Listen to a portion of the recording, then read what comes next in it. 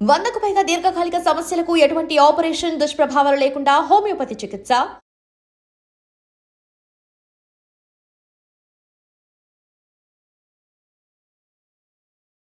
నమస్తే, welcome to iDream social spotlight with Kavitha. ఇటీవల release అయినటువంటి ఒక సినిమా డైరెక్టర్ థియేటర్లో తన సినిమా చూడడానికి 10 మంది కూడా రాలేదంటూ బోరున ఏడుస్తూ తన చెప్పుతో తానే కొట్టుకున్నాడు. యాక్చువల్గా ఇలాంటి ఇన్సిడెంట్స్ అనేవి ఈ మధ్య కాలంలో చిన్న సినిమాలకు సంబంధించి ఎందుకని జరుగుతున్నాయి? ప్రమోషన్స్లో ఫెయిల్ అవుతున్నారా? రివ్యూస్ బాగా రావట్లేదా? లేకపోతే థియేటర్స్కి ప్రేక్షకులు వెళ్ళలేకపోతున్నారా? మనం ఒకవైపు పాన్ ఇండియా మూవీస్ అనుకుంటున్నాము, లేకుంటే రికార్డ్ కలెక్షన్స్ అనుకుంటున్నాము, అన్ని రికార్డ్స్ని బ్రేక్ చేసింది అనేటువంటి వార్తలు చూస్తూ చిన్న సినిమాల గురించి ఇలాంటి ఒక ప్యాథెటిక్ సిచ్యువేషన్ అనేది ఎందుకు కనిపిస్తోంది? మనతో పాటుగా ఉన్నారు తమ్మారెడ్డి భరద్వాజ గారు. సార్ నమస్తే. సార్, మన గతంలో ప్రతిసారి పెద్ద సినిమా చిన్న సినిమా అనుకున్నప్పుడు చిన్న సినిమాకి ప్రేక్షకులు రావట్లేదు, థియేటర్ల దాకా రావట్లేదు, బోల్డంతా ఖర్చు పెడుతున్నారు, అక్కడ కష్ట నష్టాలు వీటన్నిటి గురించి మాట్లాడుకున్నాం. బట్ ఒక డైరెక్టర్ తన సినిమాకి ఎవరు రాలేదు, రివ్యూస్ మాత్రం చాలా బాగున్నాయి, బట్ ప్రేక్షకులు రావట్లేదు, ఎందుకని తనని తను అంత హింసించుకొని బాధపడ్డాడు? 50 ఏళ్ళ నుంచి చూస్తున్నామమ్మా. చాలామంది నా సినిమాలకు కూడా, అంటే మేము కొత్తగా వచ్చినప్పుడు సినిమా తీసే ప్రతి డైరెక్టరు ప్రాణం పెట్టే తీస్తాడు. అంటే ఆ సినిమా బాగుండొచ్చు, బాగోపోవచ్చు. ఆ సినిమా నేను చూడలేదు, నాకు తెలియదు.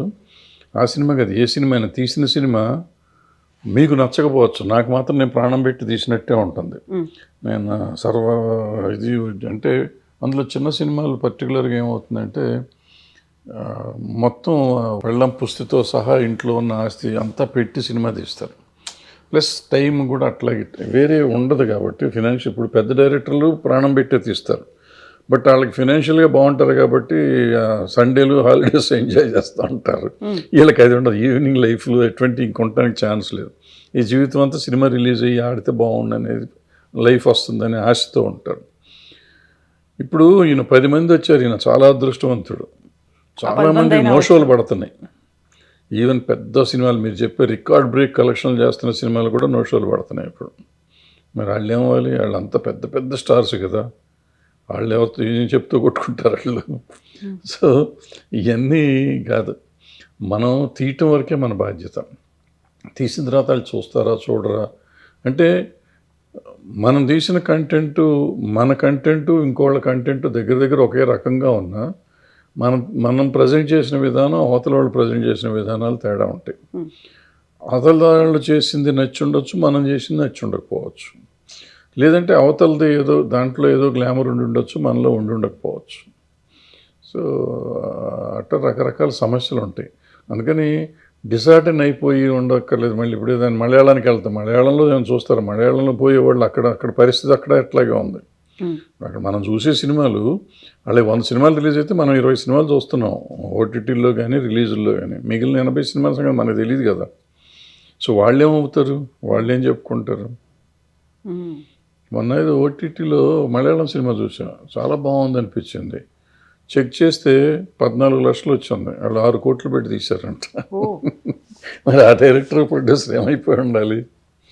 సో అదేం కాదు, డిసార్టన్ అవ్వకూడదు. ఫెయిల్యూర్స్ వస్తే సక్సెస్ వస్తుంది. ఎప్పుడు ఫెయిల్యూర్ లీడ్స్ టు సక్సెస్ అని చెప్తారు కాబట్టి అతను అనవసరంగా అంత కంగారు పడక్కర్లేదు. ధైర్యంగా మళ్ళీ మంచి సినిమా తీసుకోవచ్చు. అయితే వెరీ ఫస్ట్ ప్రాజెక్ట్ కింద తీసిన వాళ్ళు కొన్ని ఏళ్ల పాటు దాని మీద కృషి చేసి 2 ఏళ్ల పాటు సినిమా తీసిన తర్వాత అందులో కూడా ఏదో చిన్న చితక ఆర్టిస్టులు కూడా కాదు, మంచి నేమ్ అండ్ ఫేమ్ ఉన్న ఆర్టిస్టులు, కావలసినటువంటి ఎలిమెంట్స్ అన్నీ ఉన్న సినిమా రావట్లేదు, చూడట్లేదు అనేది రివ్యూస్ కూడా బాగున్నాయి అనుకున్న తర్వాత అంటే ఇక్కడ ప్రాబ్లం మీరు ఏంటంటే, తెలిసిన ఆర్టిస్టులు అనుకునేది పెద్ద భ్రమ. ప్యాడింగ్ పెట్టాను అనేది అంతకంటే పెద్ద భ్రమ. ఇప్పుడు ఒక్క హీరోలకు ఒక్కళ్ళకే ఫాలో అయిపోయింది. ఒక 2-3 సాయి పల్లవి లాంటి ఒకళ్ళిద్దరు హీరోయిన్లకి తప్ప హీరోయిన్లకి ఫాలోయింగ్ లేదు. టికెట్ దిగదు, ఒక టికెట్ కూడా ఎక్స్ట్రా దిగదు.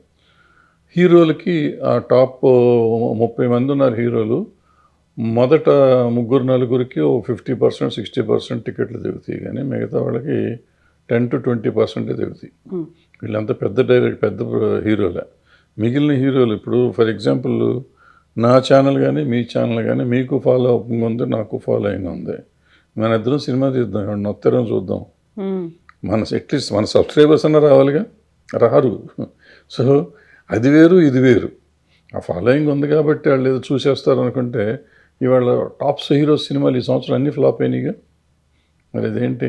మళ్ళీ వాళ్ళు వెళ్తే జనం తండోపతండాలు వాళ్ళ కోసం ప్రాణాలు ఇచ్చుకునే వాళ్ళు ఉన్నారు, రక్తం కోసుకునే చేతులు కోసుకునే వాళ్ళు, మెడకాయ కోసుకునే వాళ్ళు ఉన్నారు. ఉన్న సినిమాలు ఆడతలేదు కదా, ఓపెనింగ్లు కూడా రావట్లేదు కదా. మరి వాళ్ళు ఏమైపోవాలి? అందుకని ఇట్లా అయ్యని కాదు. చిన్న సినిమా బతకాలి అనేది ఉంటుంది. ఆ తర్వాత మిగతా భాషల్లో చేసినట్టుగా ప్రయోగాలు కావచ్చు, ఒక కమర్షియల్ కాకుండా ఆర్ట్ ఫిల్మ్స్ అనేవి రావాలి, ఇలాంటివన్నీ మనం మాట్లాడుకుంటూ ఉంటాం. బట్ అది ప్రాక్టికల్గా మాత్రం వర్కౌట్ అవ్వదు. వర్కౌట్ అవ్వట్లేదు. మీకు వచ్చింది మొన్న 35 వచ్చింది, 23 వచ్చింది, కోర్టు వచ్చింది, ఇవన్నీ ఆడినిగా సినిమాలు. మరి వాటికేంటి? దానికి సమాధానం లేదా? ఏదో కోర్టు అంటే నాని ఉన్నాడు, నాని ప్రొడ్యూసర్ అన్నారు. మరి నాని గారు యాక్ట్ చేసిన సినిమాలు ఆడతలేదు కొన్ని. ఇప్పుడు అన్నీ బాగానే ఉన్నాయి ఈ సంవత్సరం. అంతకుముందు లాస్ట్ బిఫోర్ ఇయర్ ఆయన చేసినవన్నీ పోయినాయి వరుసగా. దిల్ రాజు గారు పెద్ద ప్రొడ్యూసరు, మరి ఆయన సినిమాలు వరుసగా ఫ్లాప్ అయినాయి కదా. సితారా ఎంటర్టైన్మెంట్, విజయ్ దేవరకొండ చాలా పెద్ద హీరో, కింగ్డమ్ పోయింది. మరి వార్, ఎన్టీఆర్ పోయింది. అట్లా చెప్పుకుంటూ పోతే అదేది గేమ్ చేంజర్, రామ్ చరణ్ పోయింది. పోయినాయి కదా. మరి ఈయనకి ఎందుకు అంత బాధ? ఇప్పుడు మనం జనంతో పాటు పోతున్నాం, నీళ్లు పోతాంటే నీళ్లు కొట్టుకుపోతూ ఉంటారు అంతే. మరి నిలదొక్కుని వెనక్కి రావాలి. ఎదురు స్విమ్ చేసి వస్తున్నారు వాళ్ళంతా. అందుకే నిలబడి మళ్ళీ హీరోలు వాళ్ళు మళ్ళీ నెక్స్ట్ సినిమాలు చేస్తున్నారు, మళ్ళీ అదే క్రేజ్ తెచ్చుకుంటున్నారు, నిలబడుతున్నారు. అది చెయ్యాలి తప్ప నేను చెప్తూ చెప్పుకుంటాం అది కరెక్ట్ కాదు. సో ప్రమోషన్స్లో భాగంగా వీళ్ళు చేస్తున్నటువంటి క్యాంపెయిన్లు కావచ్చు, ఇస్తున్నటువంటి ప్రసంగాలు కావచ్చు, అవి బూమరాంగ్ అవుతున్నాయి అనేటువంటి అనాలిసిస్లు కూడా వినిపిస్తున్నాయి. అవును, డెఫినెట్గా. అంటే ఎప్పుడు మనం సినిమా తీస్తాం, మనం ప్రేక్షకుల ఆదరణ యాక్చువల్ ఒక రకంగా చెప్పాలంటే వాళ్ళు దయచేసి మన సినిమా చూడాలి. వాళ్ళు డబ్బులు పెట్టి చూస్తారు.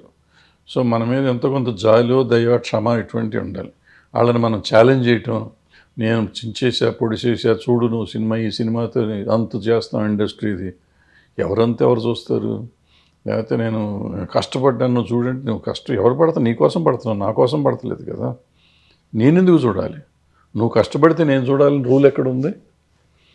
చూడలేదు అనే పదం వాడకూడదు. చూస్తారు, వాళ్ళకి నచ్చితే చూస్తారు. మరి ఇప్పుడు నేను చెప్పిన సినిమాలను చూశారుగా, అట్లాగే చూస్తారు ఇవి కూడా. అంతేగాని ఊరికి మనం ఇంకోటి రకంగా మాట్లాడకూడదు. సక్సెస్ అంటే దానికి యాక్చువల్గా ఇచ్చే మీనింగ్ ఏంటి సార్? జనాలు ప్రేక్షకులు వచ్చి చూడడమా, లేకుంటే కమర్షియల్ హిట్ అవ్వడమా, రివ్యూస్ బాగుండడమా? రివ్యూస్ అనేది అసలు పట్టించుకోకూడదమ్మా. రివ్యూస్ నమ్మకూడదు కూడా నా ఉద్దేశంలో. నేను నమ్మను, నేను ఎవరిని నమ్మొద్దు అంటాను.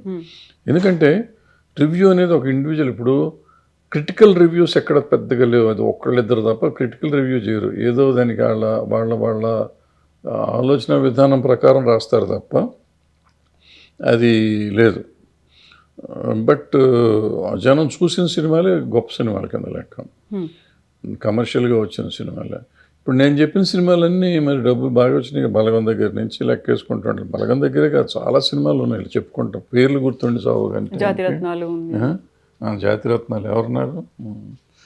ప్రొడ్యూసర్ అంటారు. మరి అదే ప్రొడ్యూసర్ వేరే సినిమాలు తీసినప్పుడు ఎన్ని ఫ్లాప్ అవ్వలేదు? సో ప్రొడ్యూసరు, హీరోను, డైరెక్టరు ఇవన్నీ బోగస్. ఆ సినిమాలో దమ్ము ఉంటే ఆడుతుంది, దమ్ము లేకపోతే. ఇప్పుడు మన నరసింహ ఉంది, మరి మహావతార్ నరసింహ మళ్ళీ ₹1 కోటి మొత్తం భారతదేశం అంతా కలిసి ₹1 కోటి తోపినైంది. 300 కోట్లు చేసింది. ఇప్పుడు ఇంకా ఆడతాను, ఇంకా ఫుల్ పోతాను. మరి ఆయన 100 ముందు రోజు చూసి ఆయన ఆత్మహత్య చేసుకుంటా అన్నాడా? అనలేదు కదా. And for more videos, Please subscribe to iDream. Please subscribe to iDream. Please subscribe iDream. And please subscribe to iDream. For more videos, subscribe to iDream. please like, share and subscribe to the channel. Congratulations, iDream. Subscribe to iDream. Subscribe to iDream. So subscribe to iDream Media. iDream ki iDream team andarki huge congratulations. Please subscribe iDream Media. Please subscribe to iDream. Subscribe iDream. Please subscribe to iDream. iDream అంటే నా కళల ఛానల్ను subscribe చేసుకున్న నోరు తిరుగుతలేదు, మీరైతే గంట గుర్తు కొట్టండి. For more such videos, please subscribe to iDream. Subscribe to iDream. Please subscribe to iDream. Please subscribe iDream Media. Please do subscribe to iDream. Please subscribe to iDream Media. For best entertainment and information, please subscribe iDream. And don't forget to subscribe to iDream.